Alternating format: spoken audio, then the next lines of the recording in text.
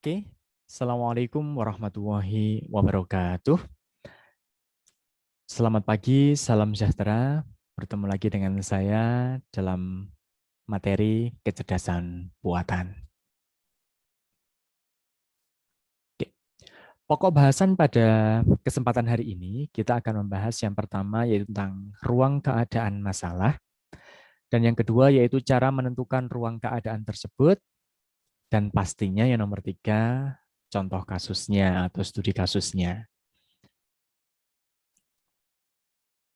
Oke, sebelum kita menentukan ruang keadaan, ya, saya mereview sedikit tentang apa yang dimaksud dengan komputasi konvensional. Ya. Komputasi konvensional di sini, ya, bagaimana kita memerintahkan suatu mesin atau komputer, ya, untuk menyelesaikan suatu masalah. Yang kedua, komputasi ini bersifat terstruktur, artinya step by step, sehingga komputer akan mampu menyelesaikan suatu masalah tersebut. Jadi perlu ada runtutan, ya. 1, 2, 3, dan seterusnya. Dan yang ketiga, konsep komputasi konvensional ini berdasarkan dengan algoritma pastinya. Tersusun harus jelas, dan kemudian algoritma tersebut akan diterapkan pada suatu komputer sehingga bisa menyelesaikan suatu permasalahan atau ditemukan solusinya. Berbeda dengan komputasi cerdas, ya. Nah, kalau komputasi cerdas, ya, komputasi ini berdasarkan pada suatu representasi dan suatu manipulasi dari simbol-simbol yang ada. Nah, simbol ini bisa berupa huruf, berupa kata, berupa bilangan yang digunakan untuk menggambarkan suatu objek atau suatu proses atau bahkan hubungan antar dari objek dan proses tersebut. Objek ini bisa berupa orang, bisa berupa benda, suatu ide, peristiwa, atau hal yang lainnya. Dan algoritma pastinya tetap masih digunakan karena terkait dengan suatu komputerisasi, gitu ya. Sedangkan cara AI bekerja, ya, AI itu dapat melakukan suatu penalaran dan penarikan suatu kesimpulan berdasarkan suatu pengalamannya. Artinya sudah ada pengalaman sebelum-sebelumnya atau ada data sebelum-sebelumnya. Nah, penarikan kesimpulan, ya, itu dilakukan dengan teknik pelacakan atau searching dan pencocokan pola atau pattern matching, ya.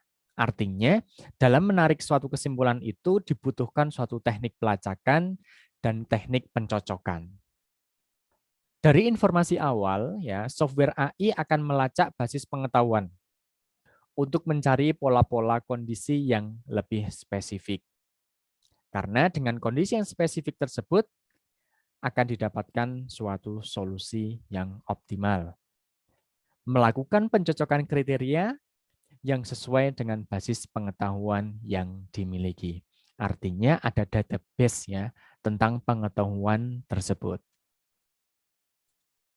Nah, masalah ruang keadaan dan konsep pencariannya. Dalam membangun suatu sistem, ya, yang dapat digunakan untuk menyelesaikan suatu masalah atau suatu problem, dibutuhkan tiga hal berikut. Yang pertama, kita harus mendefinisikan ruang masalah. Masalah tersebut terhadap apa yang dihadapi, serta mencakup spesifikasi kondisi awalnya bagaimana, dan solusi atau goal yang diharapkan seperti apa. Ya, jadi yang pertama kita harus mendefinisikan ruang masalahnya tersebut, masalah yang dihadapi apa, mencakup spesifikasinya bagaimana, dan solusi yang diharapkan seperti apa.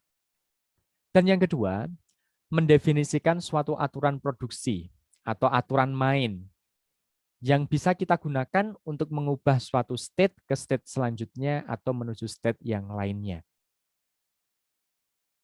Dan yang ketiga, pastinya memilih metode pencarian yang tepat, sehingga akan menemukan solusi yang terbaik dengan usaha seminimal mungkin. Artinya, solusi di sini adalah solusi yang optimal dan layak.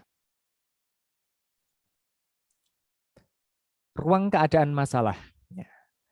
Masalah utama dalam membangun sistem berbasis kecerdasan buatan yaitu bagaimana melakukan konversi situasi yang diberikan terhadap situasi yang lain atau situasi yang diharapkan dan berdasarkan pada teknik atau sekumulan suatu operasi tertentu atau operasi produksi cara mainnya.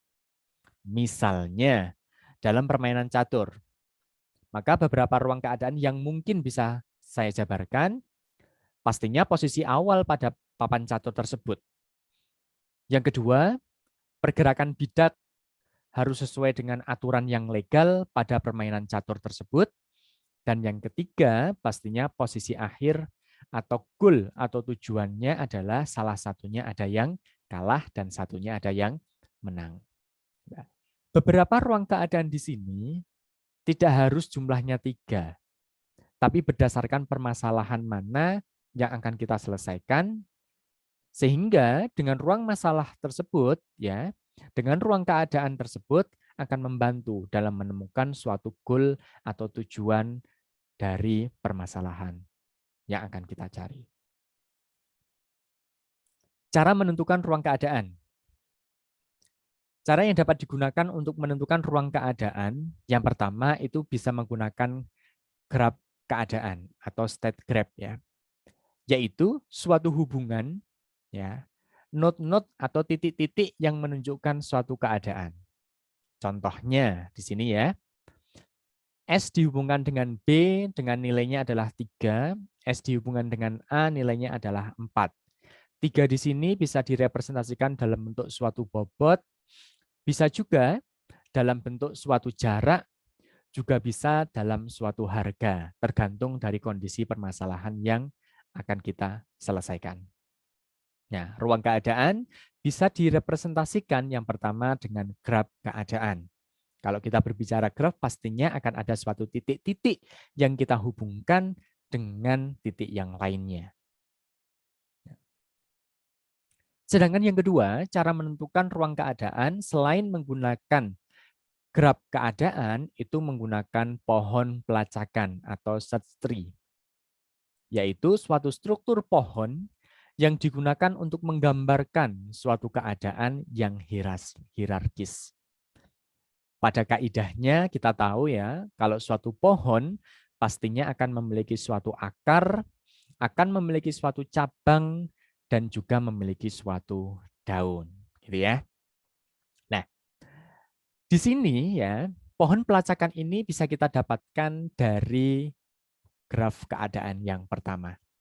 Ya, bahwa cabangnya S akan bercabang ke A sama B, A akan bercabang ke B ke D, B akan bercabang ke A sama ke C, ya, dan seterusnya hingga akan menemukan tujuan kita, yaitu Z-nya.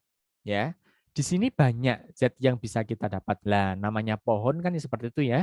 Pohon itu kan akan ada akarnya, itu adalah S, ya. Kemudian menuju cabang-cabang selanjutnya ini A cabang, B juga cabang, B, D dan seterusnya ini merupakan cabang. Sedangkan daun-daunnya ya merupakan cabangnya dari ranting-ranting tersebut. Nah, tujuannya mana? Tujuannya adalah dari Z ini berdasarkan dari graf keadaan yang sebelumnya. Oke, cara menentukan ruang keadaan ada 2.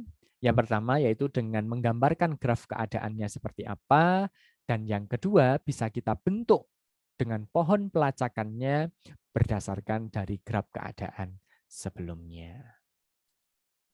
Oke, terima kasih pertemuan kita pada hari ini. Sampai jumpa selanjutnya. Assalamualaikum warahmatullahi wabarakatuh.